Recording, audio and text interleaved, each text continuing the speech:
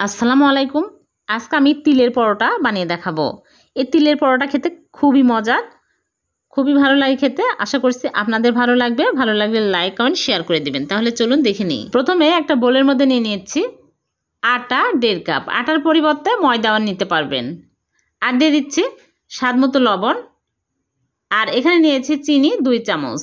আর দিয়ে দিচ্ছি ইস্ট। আমি এখানে ড্রাই ইস্ট নিয়েছি 1.5 চামচ। আর দিয়ে দিচ্ছি 2 টেবিল চামচ সয়াবিন তেল। এখন ভালো করে মিক্স করে নিতে হবে। তারপর এখানে আমি হালকা কুসুম গরম পানি নিয়েছি 1 কাপ। অল্প অল্প করে দিব আর মেখে নিব। একবারে ঢেলে দেওয়া যাবে না। এখানে 1 কাপ পানি লাগেনি, সামান্য পরিমাণে বেঁচে গেছে। ভালো করে 5-6 মিনিট ধরে এরকম করে মথে নিতে হবে। তারপরে আমি উপরে তেল লাগিয়ে রেস্টে র্যাপিং পেপার দিয়ে র্যাপ করে রেখে দিব 1 ঘন্টা। ঢাকনা দিয়ে ঢেকে দিলেও হবে। 1 ঘন্টা পর আমি ফিরে আসব।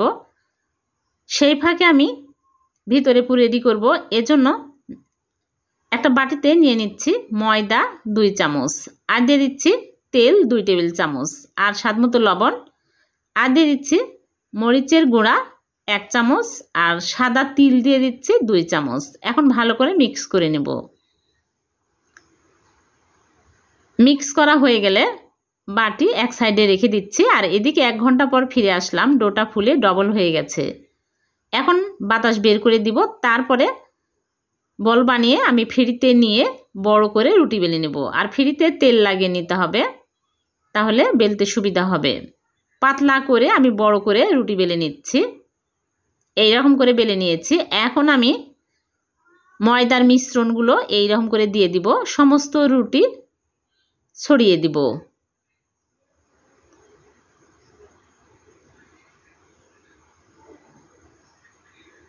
দেওয়া হয়ে গেলে আমি রোল করে নিচ্ছি। এই রকম করে চেপে চেপে রোল করে নিতে হবে।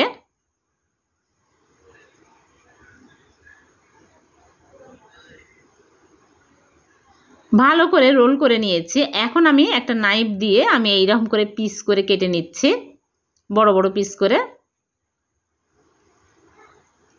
তারপরে একটা করে পিস নিয়ে আমি 2 সাইডের মুখটা এই রকম করে ভালো করে আটকিয়ে নিব, যেন ভিতর থেকে মিশ্রণগুলো বের হতে না পারে। 2 সাইডে ধরে এইরকম করে আটকিয়ে নিতে হবে, তাহলে বের হবে না। এখন আমি পানিতে চুবিয়ে নিব। তারপরে সাদা তিল নিয়েছি। সাদা তিলের মধ্যে এইরকম করে লাগিয়ে নেব, তাহলে ভাজার সময় খুলে যাবে না। আর পানিতে লাগিয়ে নিলে তিলগুলো ভালোভাবে লেগে থাকবে। তারপরে ফিরিতে তেল লাগিয়ে নিয়েছি। ফিরির উপরে রেখে আমি একটু আলতু করে চাপ দিয়ে নেব এরকম করে, তাহলে তিলগুলো ভালোভাবে বসে যাবে আর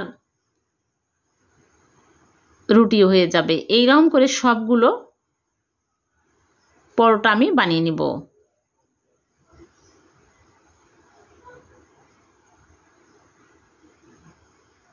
সবগুলো বানানো হয়ে গেছে। এখন এগুলো আমি তেলে ভেজে নেব। চুলায় প্যানে পরিমাণ মতো তেল দিয়ে তেল গরম করে নিয়েছি। এখন একটা একটা করে দিয়ে দিচ্ছি। 3টা একসাথে দিব। আমি 2 বারে ভেজে নেব। এখন চুলার আঁচ মিডিয়াম টু লোয়ে রেখে উল্টিয়ে পাল্টে ভেজে নেব।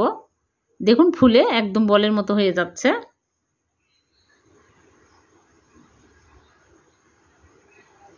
যখন সুন্দর এইরকম কালার হবে তখনই তুলে নিতে হবে। সবগুলো আমি এইরকম করে ভেজে তুলে নিব। সবগুলো ভেজে তুলে নিয়েছি।